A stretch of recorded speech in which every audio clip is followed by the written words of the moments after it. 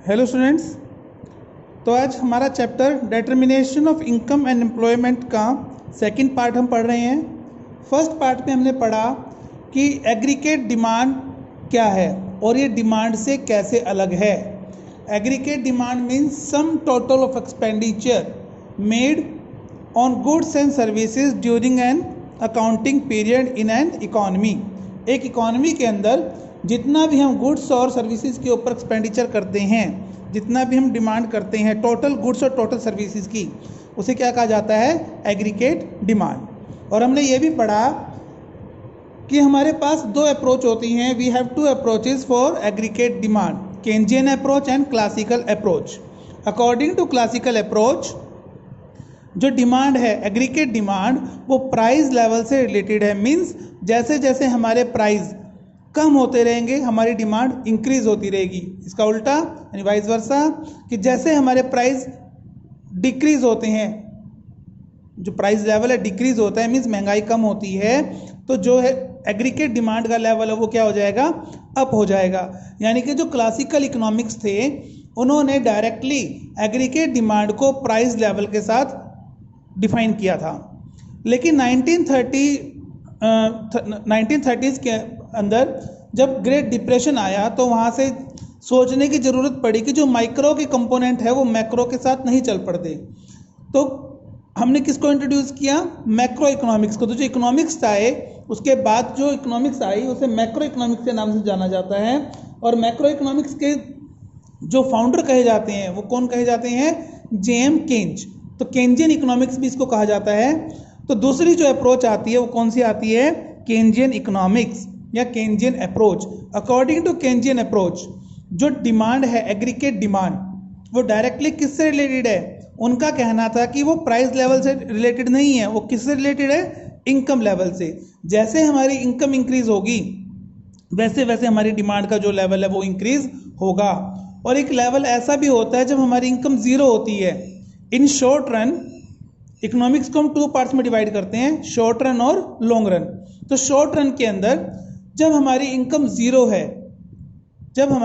Zero है, तब भी हम मिनिमम लेवल ऑफ डिमांड बना के चलते हैं, जिसे क्या कहा जाता है? Autonomous consumption. क्या कहा जाता है? Autonomous consumption. ऑटोनॉमस कंजप्शन क्या है? कि जब हमारी इनकम जीरो है तब भी हम कुछ ना कुछ तो डिमांड करेंगे, तो उस टाइम जो डिमांड करेंगे उसे क्या कहा जाएगा? Autonomous consumption. ठीक है। अब इस डिमांड को करने के लिए हमारे पास पैसा कहाँ से आएगा? कहाँ से हम डिमांड को पूरा करेंगे? तो उसके लिए हम या तो क्या करते हैं, जो हमारी पुरानी सेविंग्स हैं उसे विड्रॉ कर लेते हैं। हमारी जो पुरानी सेविंग्स है उसे क्या कर लेते हैं हम? विड्रॉ, या हम लोन लेते हैं। तो हमारे पास दो ऑप्शन है, या तो हम क्या करें? सेविंग्स को विड्रॉ करें, या फिर क्या लें? हम लोन लें। ठीक है। ये हम पढ़ चुके हैं, जो इस चैप्टर का फर्स्ट टॉपिक हमने किया था। तो जैसे मैंने यहाँ लिखा था कि एग्रीगेट डिमांड जहाँ एक ओपन इकोनॉमी है, फ्री इकोनॉमी है, मींस गवर्नमेंट का कोई इंटरफेयर नहीं है, और क्या है? एक्सपोर्ट इंपोर्ट हम वहाँ करते हैं, गवर्नमेंट अपने एक्सपेंडिचर करती है। वहाँ इकोनॉमिक्स के एग्रीगेट डिमांड के जो कंपोनेंट रहते हैं उस इकोनॉमी के अंदर, वो कौन से रहते हैं?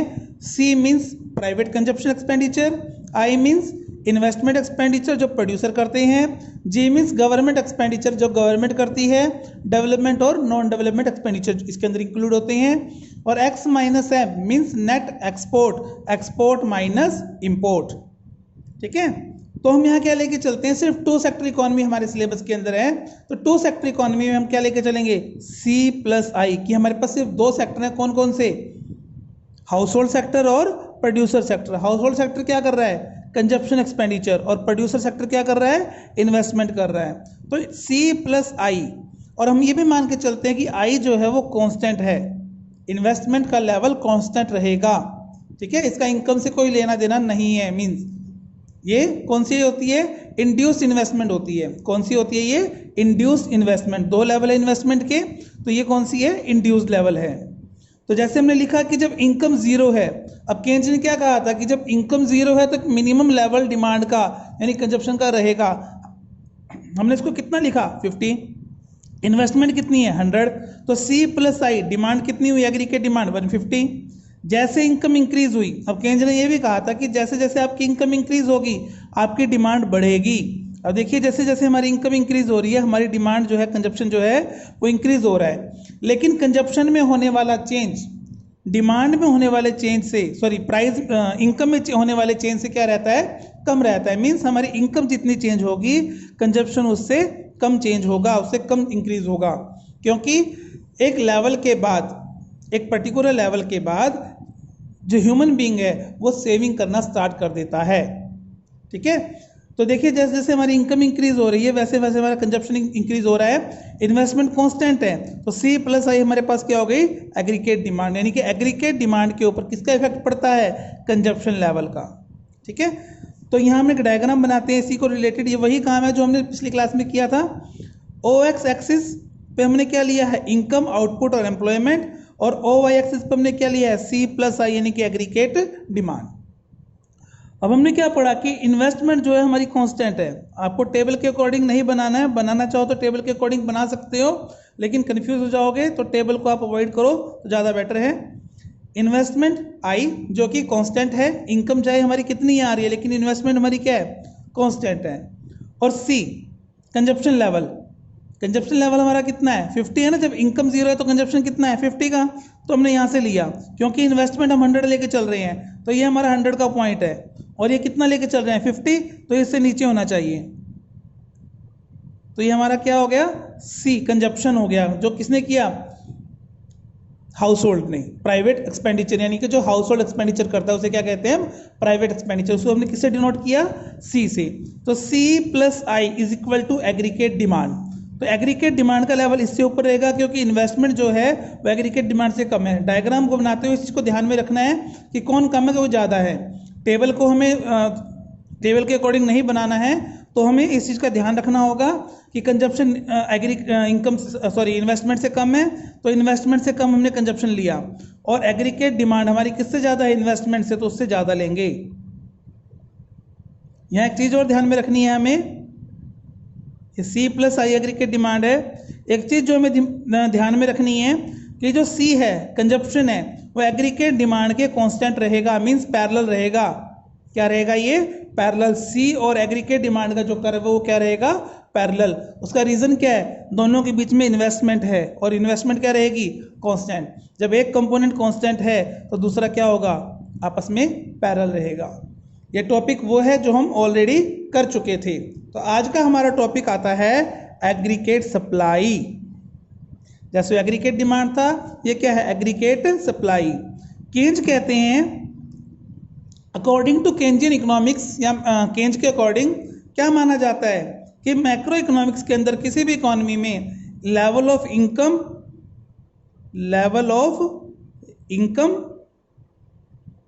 Equal to level of output equal to level of employment, इनका लेवल सेम रहेगा। मींस जिस रेशो में हमारी इनकम इंक्रीज होती है उसी रेशो में हमारे क्या होते हैं, एक्सपेंडिचर इंक्रीज होते हैं। उस एक्सपेंडिचर को मीट करने के लिए क्या करेगा, एक प्रोड्यूसर को आउटपुट करना पड़ेगा, और जैसे आउटपुट इंक्रीज होंगे वैसे वैसे एम्प्लॉयमेंट भी इंक्रीज होगा। यहाँ तक क्लियर हो गया टॉपिक। तो इसकी वजह से कि level of income equal to level of output equal to level of employment, या स्पेस की वजह से मैंने इसको लेवल ऑफ एम्प्लॉयमेंट नहीं लिखा, अकेला एम्प्लॉयमेंट लिखा है।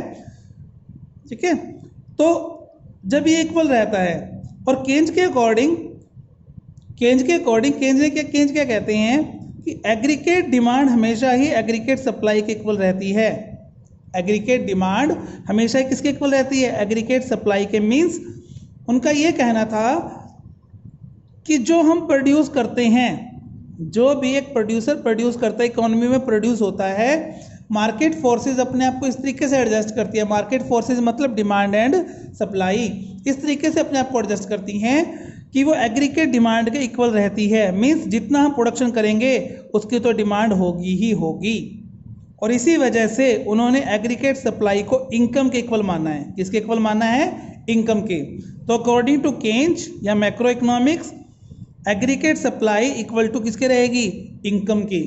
और इनकम का कुछ पार्ट हम क्या कर लेते हैं, कंज्यूम कर लेते हैं। इनकम का कुछ पार्ट हमने क्या कर लिया, कंज्यूम कर लिया और कुछ पार्ट हमने क्या कर दिया, सेव कर लिया। ठीक है ना।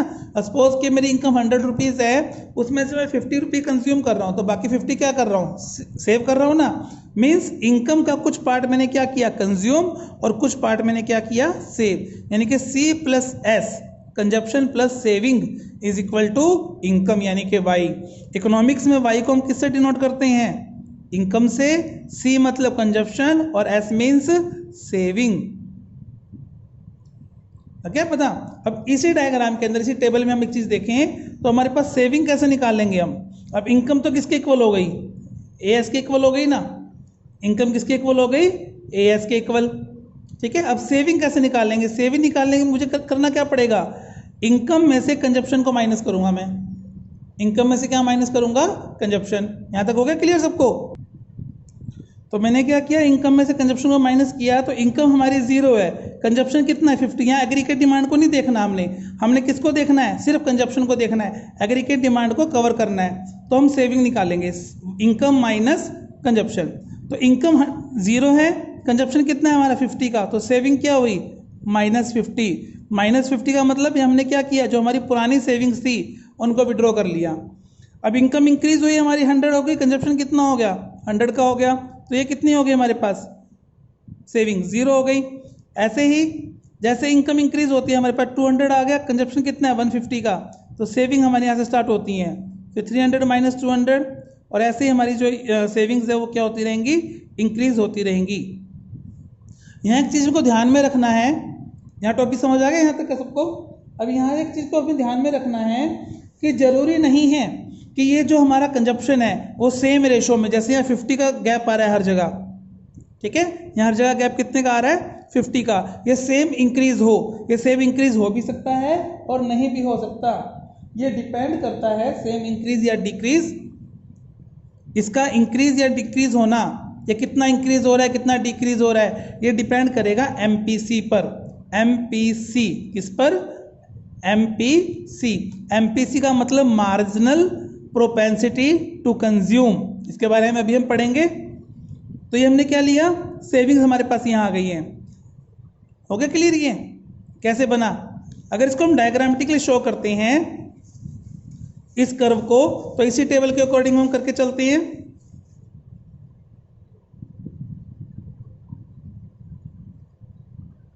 इसी कर्व के अकॉर्डिंग हमें लेके चलेंगे हम यहाँ से। हम यहाँ क्या लिखते हैं, इनकम, एम्प्लॉयमेंट, आउटपुट, और यहाँ लेते हैं aggregate demand C plus I, और हमने एग्रीगेट सप्लाई भी यहाँ से इनकम ले लिया है यहाँ पे। ठीक है। अब देखिए यहाँ पे एक चीज हमें ध्यान में रखनी है कि जब हमारी इनकम 0 है, इनकम कितनी है 0, तो हमारी सेविंग्स कितनी है -50। जब इनकम 0 है तो हमारा सेविंग कर्व यहाँ से आएगा नीचे से, माइनस यानी कि इसके नीचे से। और जैसे जैसे हमारी इनकम इंक्रीज हो रही है हमारी सेविंग भी क्या हो रही है, इंक्रीज हो रही है। ये हमारा क्या आ गया, सेविंग कर्व आ गया, ऐसा आ गया। ठीक है। ये हमारे पास क्या है, इन्वेस्टमेंट, क्या है ये, इन्वेस्टमेंट, कंजप्शन, एग्रीगेट डिमांड, क्या है, एग्रीगेट डिमांड। समझ आ गया ये कर्व। तो अगर हम अकेला सेविंग कर्व बनाना चाहें तो वही भी बना सकते हैं, हमें एग्रीगेट डिमांड या कंजप्शन कर्व की जरूरत नहीं होगी। आई होप सबको ये पॉइंट क्लियर हो गया होगा। ठीक है। तो एक चीज का हमें ध्यान रखना है, यहाँ कुछ है पॉइंट्स। C यानी कि consumption is always positive, consumption क्या रहेगा, हमेशा पॉजिटिव रहेगा। मींस कभी भी ये नेगेटिव या 0 नहीं होगा। जैसे जैसे हमारी इनकम इंक्रीज होगी हम कंजप्शन को क्या करेंगे, इंक्रीज करेंगे। सेविंग्स, जब हमारी एग्रीगेट सप्लाई मतलब इनकम इज लेस देन है एग्रीगेट डिमांड यानी कि कंजप्शन से, ठीक है, इनकम या इसको छोड़ हमें ऐसे लिख लेते हैं, एस क्या होगा, S saving. When consumption is greater than income, consumption is greater than income, then saving किस में होंगी, नेगेटिव होंगी। ठीक है। और जब कंजप्शन हमारा लेस देन है इनकम से, यानी कि इनकम हमारी ज़्यादा है कंजप्शन कम है, तो सेविंग्स हमारी क्या होंगी, सेविंग्स आर पॉजिटिव होंगी। समझ आ गया। और जो कंजप्शन इक्वल टू वाई है, जैसे कंडीशन आई थी हमारे पास ये वाली कि जब कंजप्शन हमारा इक्वल है किसके, इनकम के, तो हमारी सेविंग क्या आई थी, जीरो। तो वही मैंने लिखा है कि जब when C is equal to Y है तो हमारी सेविंग्स क्या होंगी, savings are zero. I hope यहां तक सबको क्लियर हो गया होगा। ठीक है, तो नेक्स्ट पॉइंट, अभी मैंने बताया आपको कि जो हमारा कंजप्शन है, हमारा कंजप्शन है वो डिपेंड किस पे करता है, एमपीसी पे। किस पे डिपेंड करता है, एमपीसी पे। तो एमपीसी के बारे में हम पढ़ते हैं, एमपीसी है क्या।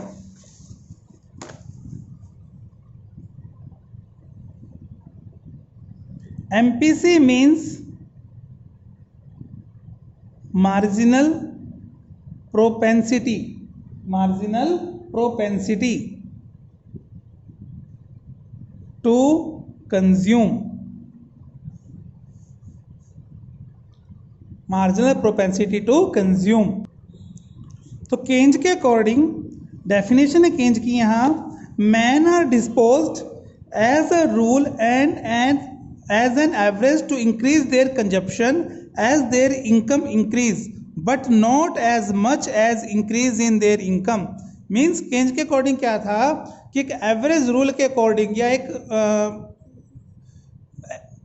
जो एक थिंकिंग होती है उसके अकॉर्डिंग क्या कहा जाता है कि मैन आर डिस्पोज, कि मैन जो है वो अपनी इनकम को, जितना इनकी इनकम इंक्रीज होती है उसके अकॉर्डिंग कंजप्शन को इंक्रीज करते हैं, लेकिन उतना इंक्रीज नहीं करते जितना कि इनकम में इंक्रीज होता है। मींस कंजप्शन में होने वाला इंक्रीज इनकम में होने वाले इंक्रीज से कम रहता है, वो हम अभी तक हमने पढ़ा है। ठीक है, तो इसी को क्या कहा जाता है, कंजप्शन फंक्शन। तो कंजप्शन फंक्शन क्या है, relation between consumption and income. Consumption और इनकम के रिलेशन को जो बताए उसे क्या कहा जाएगा, कंजप्शन फंक्शन। यानी कि consumption is equal to function of income, income के अकॉर्डिंग कंजप्शन डिसाइड होगा, इसे क्या कहा जाएगा, कंजप्शन फंक्शन। इसके दो पार्ट रहते हैं कंजप्शन फंक्शन के। Consumption function had two parts. First is MPC, marginal propensity to consume, marginal propensity to consume, and second one is APC, average propensity to consume, जिसके बारे में हम आने वाली क्लासेस के अंदर पढ़ेंगे। तो अभी तक हमारा सिर्फ यही रहेगा कि हमने आज क्या पढ़ना है, एग्रीगेट सप्लाई के बारे में पढ़ना है और कंजप्शन फंक्शन की डेफिनेशन पढ़नी है। ठीक है, तो आप इसके नोट्स बनाइए, जैसे मैंने डायग्राम बनाया वैसे डायग्राम बनाओ, एक्सप्लेनेशन करो इसकी प्रॉपर, और प्रॉपर ढंग से नोट्स बना के इसके अपने पास रखिए। जैसे ही अब वेकेशंस खत्म होती है, लॉकडाउन खुलता है, स्कूल रीओपन होंगे, वैसे हम इसको कंटिन्यू करेंगे।